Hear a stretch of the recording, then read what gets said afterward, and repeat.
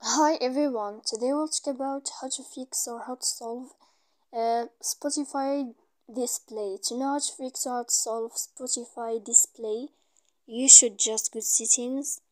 Here in this page you click apps, default apps, app settings. After that, in this list you will enter to the window of Spotify. Then in this page of app info you will click on first stop and you will click OK. Here we'll enter to storage. Then we click clear cache, and you will find here clear data. Don't click on it because that can make errors or problems on your phone. And if after that you can go to Play Store. You will find in this blue sign update, and you can click to update your app. So please don't forget to support us by like and subscribe. See you next time in another video, and thank you for your attention and your watching.